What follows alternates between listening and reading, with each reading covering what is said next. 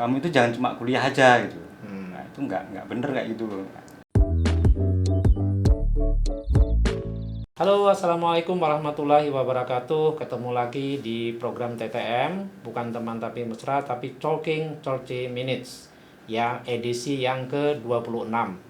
Kali ini kita akan ngobrol dengan Mas Rahmat Widodo. Ya, Rahmat Widodo ini baru saja meluncurkan novel, judulnya Jangan Kau Tulis Obituari Cinta. Ini novel kedua Mas Rahmat. Sebelumnya dia menulis Gadis-Gadis Amangkurat. Jadi udah 2 novel ya. Mas Rahmat ini kelahiran Yogyakarta dan bersekolah di Universitas Gadjah Mada jurusan Bahasa dan Sastra Indonesia gitu. Jadi pas betul ini sebagai mahasiswa Bahasa dan Sastra Indonesia menulis novel kan. Biasanya katanya orang kuliah di sana tapi belum tentu bisa nulis novel. Ternyata tidak benar, ya kan Mas Rahmat ya? Oh iya. Ya, jadi ternyata, dan ini kan bukan hanya Mas Rahmat, yang lain juga banyak yang mahasiswa sastra tuh ya bisa menulis novel dan bagus kan gitu. Oke Mas, ini Jangan Kau Tulis Obituari Cinta. Ini biasanya kalau ini namanya kan ya dulu hamilnya berapa lama Mas, hamilnya buku ini Mas, novel ini? Hamilnya kalau pengen nulis itu ya sebenarnya sejak lulus. Sejak lulus kuliah? Ya karena tahun-tahun itu kan tahun-tahun perubahan besar ya di Indonesia, dan saya pikir saya harus nulis masa itu gitu. Nah, cuma kan bahannya belum berarti ngumpul. lama banget. Sampai lulus tahun berapa? Tahun berapa lulus itu? Tahun 98. Berarti ya. Artinya semasa reformasi ini baru keluar novelnya sekarang. Ini karena memang belum selesai atau sebenarnya sudah selesai baru diserahkan ke penerbit? Belum selesai dan baru gagasan. Jadi saya pengen nulis kondisi waktu itu gitu. Ya, cuma bahannya belum ada, terus yang kira-kira penting yang saya lihat, yang mau saya sampaikan itu apa kan tahu ya, belum begitu jelas. Tapi kan seiring dengan waktu itu kan kita gambarannya jadi makin jelas. Oh kayaknya ini dah yang perlu saya tulis. Jadi dia mengendap hampir 20 tahun lah di kepala ya. Baru kira-kira 2 tahun terakhir ini diolah ya dan jadi. Nah itu saya baca ya Mas ya, ini memang kan bercerita tentang mahasiswa tahun 90-an lah ya, hubungannya dengan negara, dengan politik, dengan pemerintah saat itu gitu. Memang Mas Rahmat dulu aktivis ya? Artinya ini kan kisah tentang aktivis mahasiswa kan sebenarnya. Ya aktivis dalam pengertian yang turun ke jalan itu nggak gitu banget deh. Iya. Cuma ya kita sebagai mahasiswa biasa lah, jadi aktif di kampus, ada kegiatan organisasi gitu kita ikut, ada menyelenggarakan seminar. Saya kalau demonstrasi ikut nggak demonstrasi Mas? Enggak. Cuma teman-teman saya banyak itu. Enggak, maksudnya kalau mengorganisir demonstrasi enggak, tapi demonstrasinya ikut enggak? Ya pernah lah ya. Nah dari sana mungkin dapat bahan itu ya. Iya, lihat situasi gitu, kita merekam gitu. Ya. Mungkin bisa diceritakan sedikit kira-kira tentang apa Mas ini Mas, novel ini. Kalau singkatnya mungkin dalam 1-2 alinea tuh kira-kira apa ya ini?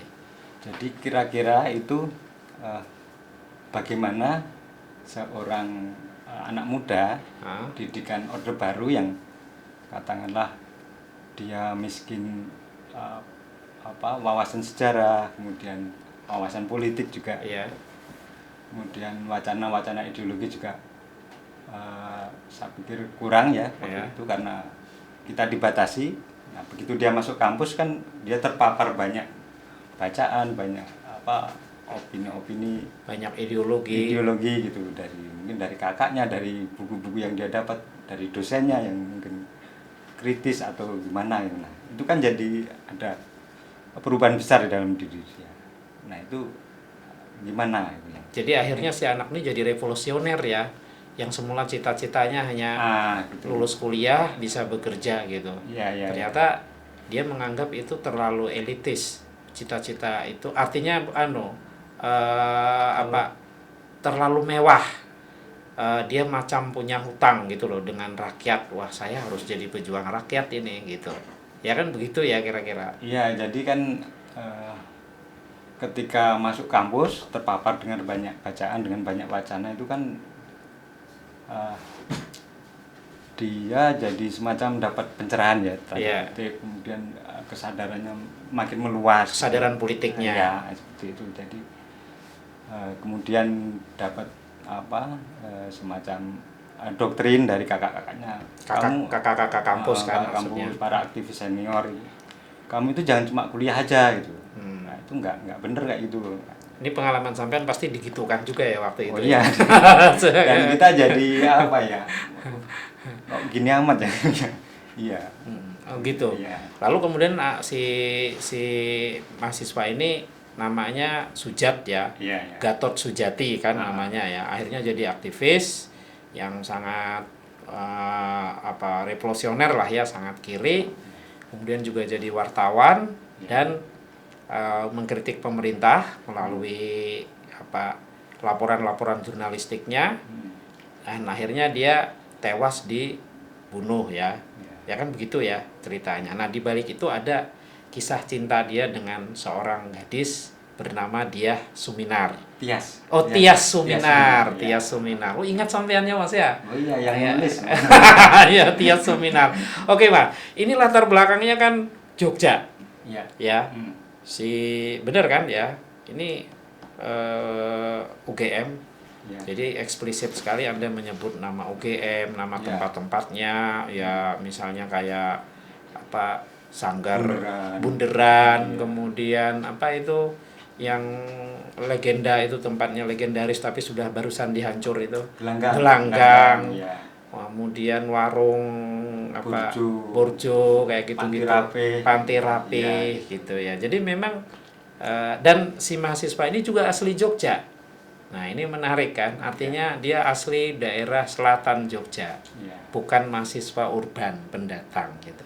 Gitu kan ya? Iya, karena saya nulis apa yang saya tahu, yang saya lihat waktu itu. Jadi ini sebenarnya sebagiannya sebenarnya kayak Anda kan separuhnya. Maksudnya yang enggak karena kuliah ya kan dari selatan naik sepeda naik sepeda motor kan Anda tinggal di daerah Imogiri kan? Iya. Jadi ada kepingan Anda di sana sebenarnya. Benar nggak Mas kira-kira itu? Ya, secara keseluruhan buku itu memang terdiri dari kepingan-kepingan yang sebenarnya nyata gitu loh. Kalau begitu pertanyaan saya, nah Sujati itu kepingan siapa aja Mas kira-kira Mas? Selain kepingan Anda sendiri di dalamnya. Ya ada temen kakak senior gitu yang dulu banyak ngasih pencerahan atau ngasih banyak pelajaran lah. Ya, kita anggap semacam guru dan aktivis juga ya. Iya. Tapi nggak sampai mati kan? Enggak. Kalau yang mati itu kan ada. Kalau boleh saya tahu yang mati itu sebenarnya jurnalis ini kayaknya Udin ya Mas. Ya. Ambilan kepingannya. Ini inspirasinya dari. Di antaranya Udin ya. Tapi saya bukan nulis tentang Udin. Bukan. Saya tahu ini bukan tentang Udin, tetapi ada kepingan wartawan Udin di sana yang Anda ambil dan olah ya. Iya.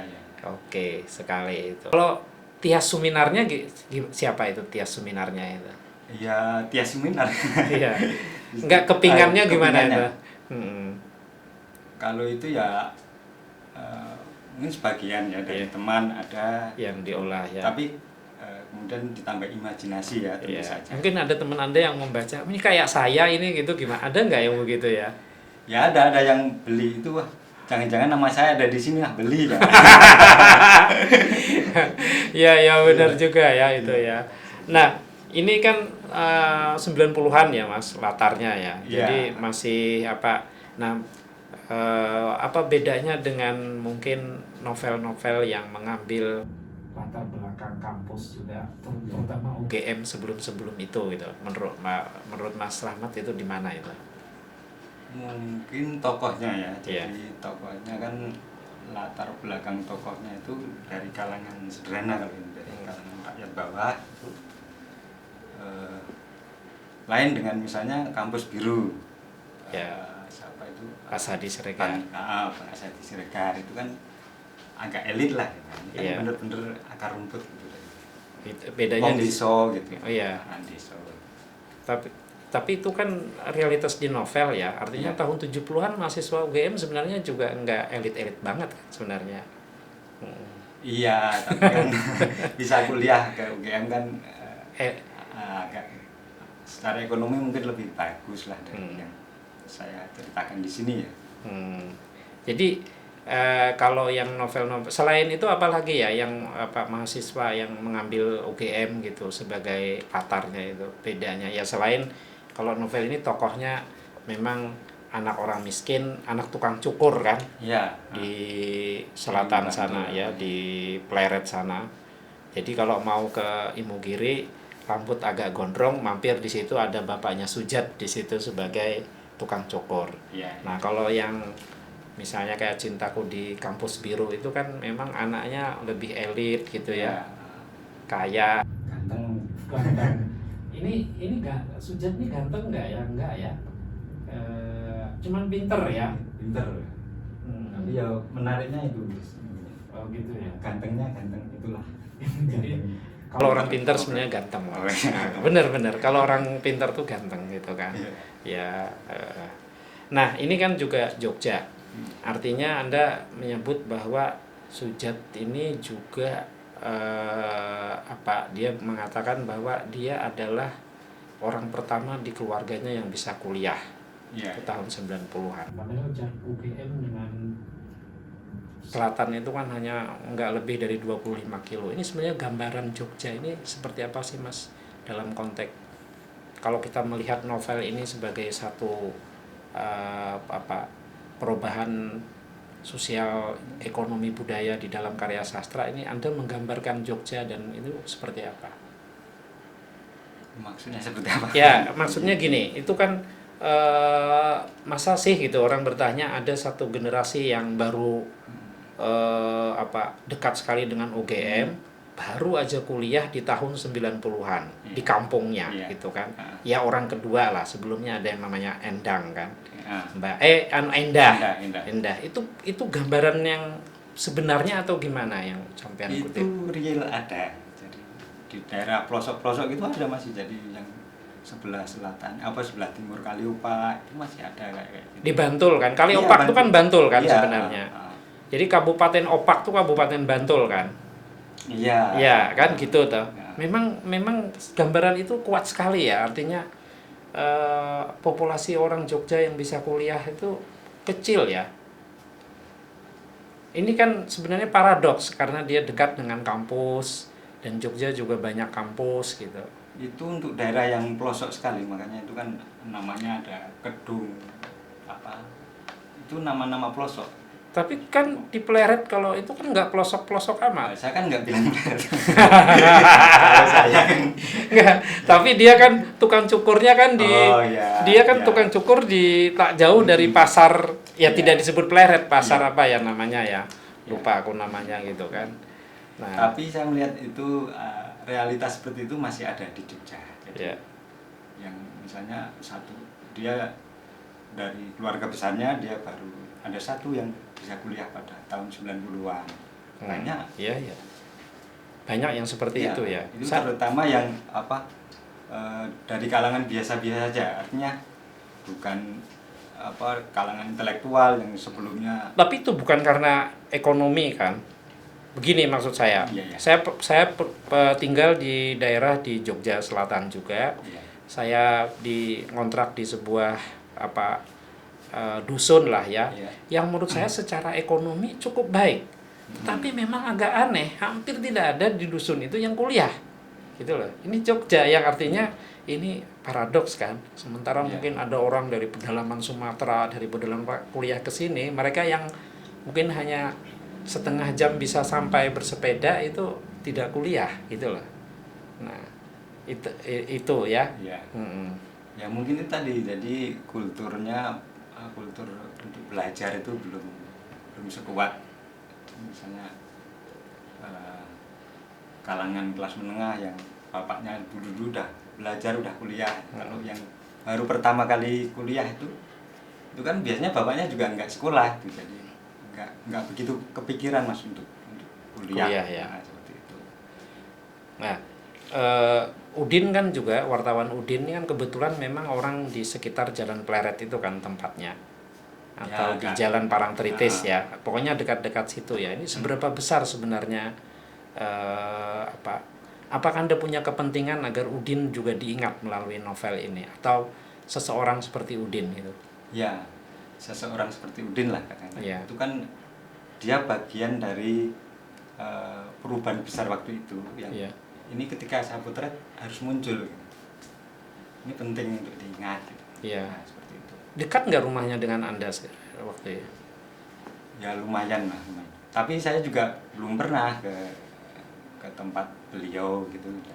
Ya kan dia juga beredar kan di sekitar Jalan Ya. Imogiri, Jalan Pleret atau Jalan Parangtritis ya katanya ya. Ya. Ya karena dia asli situ juga asli kan. situ benar. Nah waktu itu kelas berapa pas peristiwa Udin itu? Saya udah kuliah tuh Mas. Oh sudah kuliah ya? Kuliah. Oh makanya lalu jadi sangat ingat ya. Iya. Nah Udin ini lalu digabungkan dengan aktivis mahasiswa itu ya, aktivis kampus itu. Iya. Lalu kalau plotnya, ini kan menarik juga plotnya ya. Caranya si Tias Suminar itu setelah Sujat meninggal ya.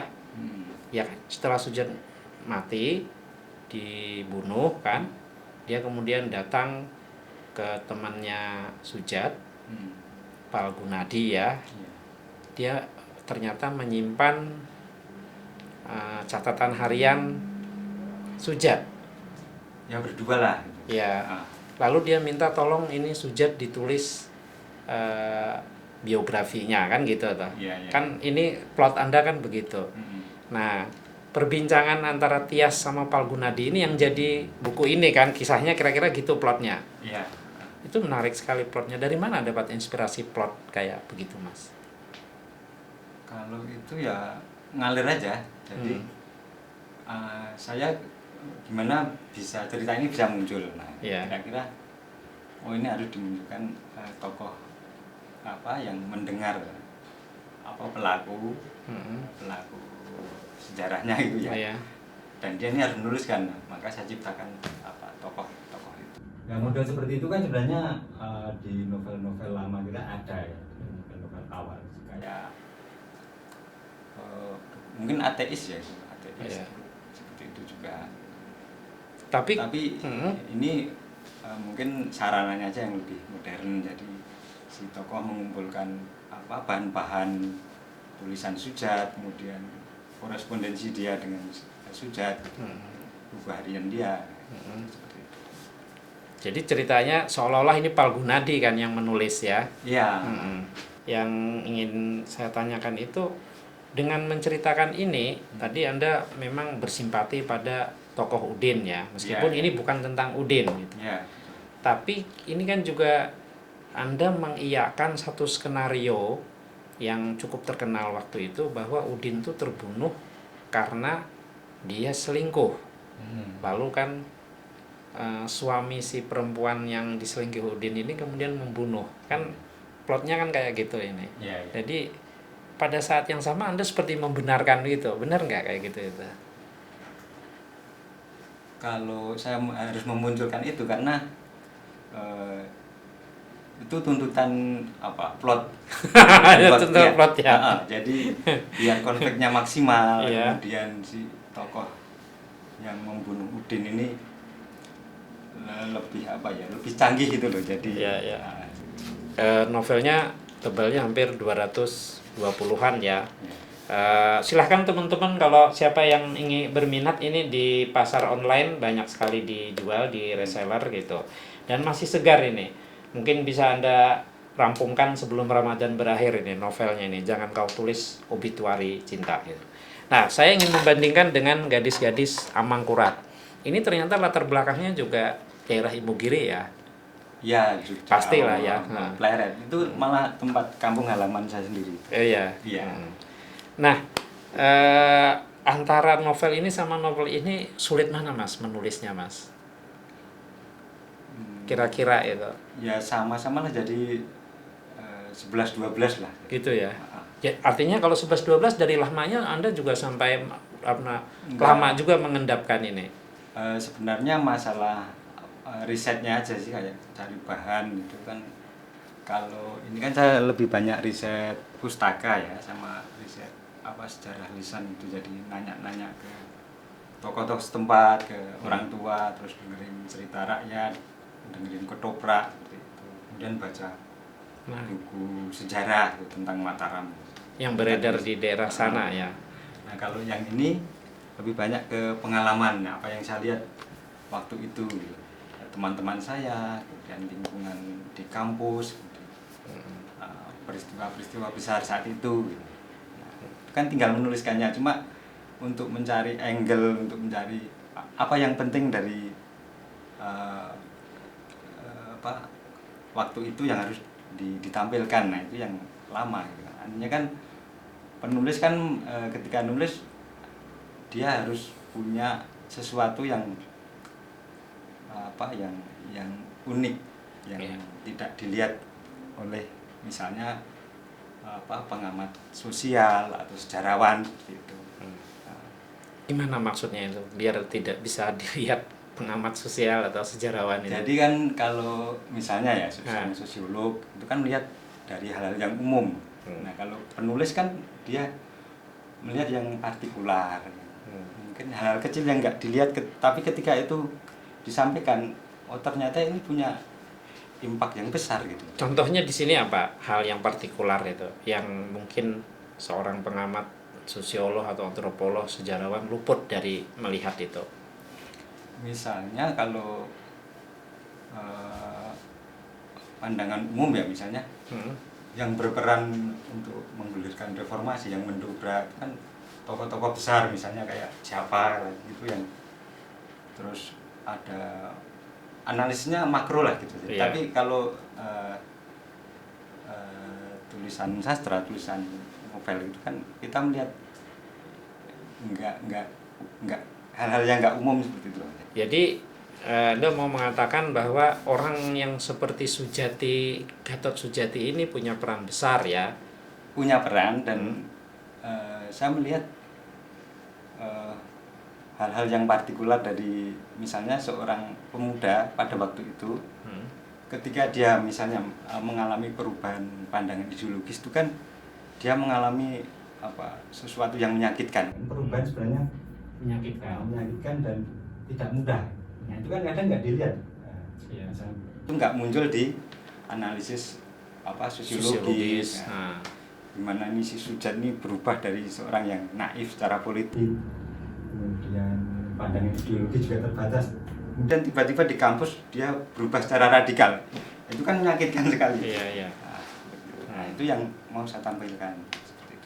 Itu yang nggak terlihat. Itu karena dia kuliah itu tadi ya, karena dia berinteraksi dengan dunia kampus, dengan banyak orang gitu, dan mungkin banyak orang seperti Soejatji ini di berbagai daerah waktu itu ya. Oh iya, jadi tokoh itu juga saya lihat di teman-teman saya sendiri. Misalnya ada seorang kawan saya ya, dia anak petani miskin gitu. Kuliah di sastra, di sastra itu juga persis seperti ini. Dia terradikalisasi secara ideologi, jadi belajar teori-teori walaupun dia nggak nyanda ya sebenarnya. Jadi kemudian jadi dia ikut demo, jadi ikut aktivis gitu. Padahal belum tentu orang tuanya tahu itu dan mengizinkan kalau ikut. Tapi itu sebenarnya kan bukan pengaruh di dalam kampus, dalam pengertian karena pengajaran, tapi karena lingkungan, circle yang di luar, semacam clandestine-nya kampus gitu kan gitu ya. Tapi kalau nggak kuliah nggak akan sampai. Tapi tidak setiap orang kuliah kan bisa dapat sentuhan itu. Nah itu kan menariknya. Kasus-kasus seperti itu. Gitu. Karena dia kan sebenarnya kayak di luar kampus kan, di dalam kampus tapi sebenarnya di luar dinding kelas, kan gitu ya. Oke, jadi itu yang saya kira mungkin menarik dari tokoh Soejatji. Kalau penamaan Anda ada ini nggak, misalnya mengapa dinamakan Gatot Soejatji, kenapa lalu Tyas Suminar, kayak kenapa Pak Gunadi itu gimana itu? Pertama pertimbangannya enak aja diucapkan Gitu ya. Gatot Sujati itu kan ya enak lah, terus tiap seminar didengar juga apa ada bayangan apa yang Pernah ganti-ganti nggak tokohnya? Nggak, maksudnya Anda pernah memilih ini lalu nggak jadi? pernah, Oh gitu. pernah. Jadi gimana ceritakan itu, gimana gantinya berapa kali? Itu hal menarik juga ketika orang menulis ya. Kalau Sujat itu kan saya sampai lupa itu sebelumnya dia namanya siapa. Cuma Jadi sebelumnya bukan Sujat kan? bukan Sujat. Terus saya cari apa ya nama yang mudah diingat, kemudian simple tapi juga kesannya itu apa ya? Ada. Tapi kesan. kan dulu ada memang tokoh mahasiswa yang turut diculik namanya Sujat kan?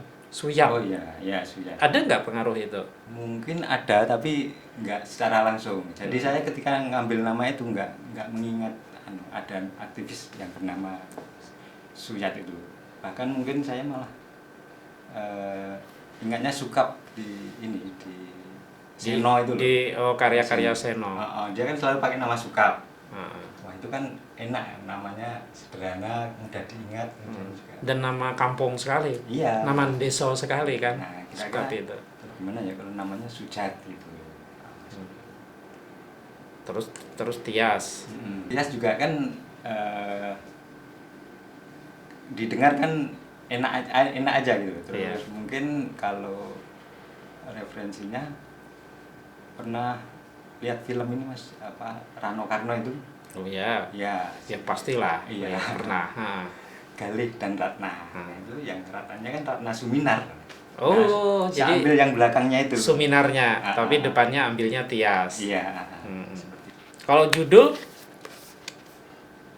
Jangan Kau Tulis Obituari Cinta, beberapa sempat ganti-ganti juga enggak? Ini judul kan kalau tidak salah Anda tawarkan ke penerbit langsung diterima kan, tidak diganti kan? Iya. Nah, ini karena memang judulnya ini. Apa sebelumnya juga ada judul lain yang pernah dipikirkan? Pernah. Apa itu? Pernah ingat nggak? Panjang itu. Ya misalnya panjang nggak apa-apa. Misalnya judulnya itu Sebuah Orde dan Sepotong Kisah Cinta yang Menolak Mati. Misalnya gitu ya. Sebuah ode dan sepotong kisah cinta yang menolak mati. Iya. Wah, panjang itu. Iya, Tetap panjang. bagus ini itu. Iya. Yang lain lagi apa judulnya itu? Ya seputar itu, terus seputar Sebuah Orde dan Kisah Cinta itu. Terus oleh teman saya, dia seorang editor juga. Oh, Joko yang ini judulnya wis Orde itu Serapayu. Kita cari yang lebih kekinian lah. Iya. Ini dari siapa? Dari Anda sendiri atau masukan teman atau masukan editor? Jadi saya sendiri, saya buat beberapa alternatif judul gitu, terus saya tawarkan ke teman editor itu. Kira-kira yang mana yang cocok. Ketika ya ini yang saya prioritaskan nomor 1. Dia juga langsung cocok. Oke ya udah. Iya. Nah, ini kan novel kedua ya Mas ya. Yeah. Novel kedua dan ini novel pertama, dan bikin novel memang tidak mudah. Ada mau nulis novel lagi nggak dalam waktu dekat ini? Setelah satu ini tertantang lagi nggak nulis novel gitu? Ya pengen jadi tetap. Atau sekarang sedang digodok lagi novelnya? Iya, jadi saya pengen nulis yang setelah ini. Kalau boleh tahu tentang apa nih bocorannya? Ya seputar perubahan besar juga, jadi perubahan dari dunia datangnya dunia digital ini. Iya. Jadi kan generasi kita kan mengalami banyak perubahan. Jadi Iya. orde baru ke reformasi, kemudian masuknya dunia digital. Nah itu kan sebenarnya bawa efek yang sangat besar bagi kehidupan kita. Gitu. Dan itu yang mau saya sampaikan nanti. Bentuknya seperti apa? Di dalam novel yang masih akan Anda tulis ya. Sehari-hari sebenarnya Mas Rahmat apa sih kegiatannya selain menulis lo ya? Menulis dan menerjemah. Ya aktivitas di kampung ya. Jadi saya itu kan pengurus RT gitu kan. Oh gitu. Oh iya. Ketua RT. Sekarang terpilih. jadi ini novel ketua RT menarik sekali iya. itu. Tapi maksudnya sehari-hari memang di luar itu memang menulis dan menerjemah. Menulis, menerjemah, editing juga. Oke Mas, jadi saya harapannya moga nanti novel ketiga bisa lahir ya. Ya. Dan teman-teman sekalian, ini kalau mau bernostalgia bagaimana kehidupan kampus tahun 90-an menjelang rezim Orde Baru jatuh, mungkin novel ini salah satu alternatif ya yang menarik gitu. Dan bagi teman-teman muda yang mungkin tidak tahu bagaimana saat itu kejadiannya, bagaimana kehidupan kampus, ini juga mungkin satu tawaran untuk mengetahui bagaimana kehidupan kampus, politik, negara, demonstrasi saat itu gitu ya. Kalau baca buku kan yang serius-serius kan mungkin berat ya. Jadi novel ini mungkin salah satu. Dan novel ini masih banyak di reseller, di toko buku di Jogja terutama masih tersedia, atau bisa juga langsung ke Mas Rahmat untuk membeli gitu. Terima kasih ya Mas Rahmat ya. Saya kira ini perbincangan yang menarik dan semoga nanti novel ketiga segera akan hadir gitu. Amin. Amin. Oke, sampai ketemu lagi di TTM edisi berikutnya. Salam.